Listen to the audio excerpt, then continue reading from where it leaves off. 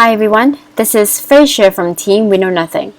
Today, I will be sharing with you what we have done for the second submission of our Orbital project NUS Interactive Campus Map.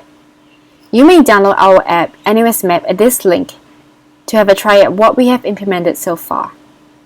You may also visit the second link to check out our project README document. Moving on to our application, here I have our app installed on a Genymotion Google Nexus 5 virtual machine. We have also come up with the design of our app icon and loading screen. Upon launching the app, you will see the map of NUS main campus highlighted out with colorful regions. As we mentioned in our project README document, we had three main planned features from Milestone 1. Firstly, we plan to have an interactive map interface based on the Google Maps API, where different zones in the campus, like U-Town, Faculty of Science, Multipurpose Sports Hall, etc., are shaded in different colors. Clicking the color shaded regions will allow the users to zoom in and have a more optimized view of that zone. And right now, as you can see, we already have all the shaded regions drawn on the map with markers identifying each of the regions. However, the zoom in to region function is not completed yet. Right now, if you were to click on a marker, it will be centralized on the screen and you will see a rectangular box appear above the marker, which shows information like the area code and major places of interest in this particular region. So I've clicked on this marker in the pink region, which says Area 1, and we'll be able to find the Faculty of Science, Faculty of Dentistry, and Yonuling's School of Medicine right here. And now we're actually working on enabling the zoom in feature, which allows users to click on the markers and have a more optimized view of the region. And we'll probably have it done in the next sprint.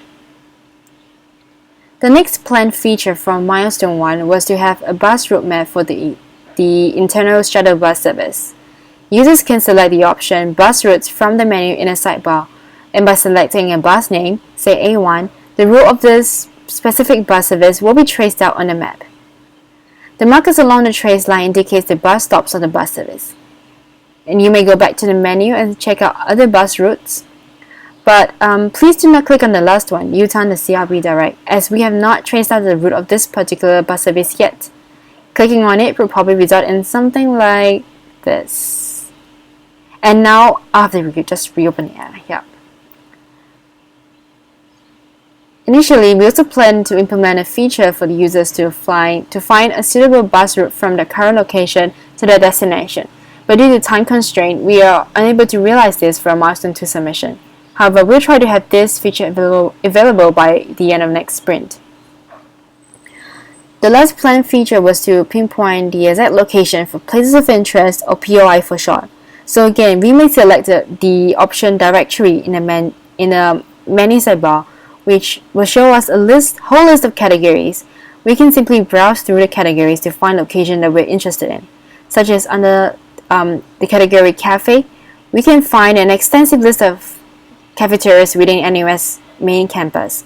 Click on any of the locations and it will be pinpointed on the map like this, and with a small window above the marker showing brief information of the place. So that's more or less what we have for our app now. And in addition to these existing planned features, we have also come up with two more possible features to implement.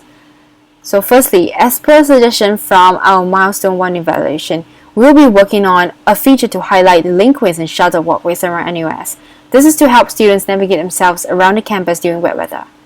And secondly, we have also realized that there may be a need for a control button on the home screen, which will allow users to toggle between map view and shaded region views.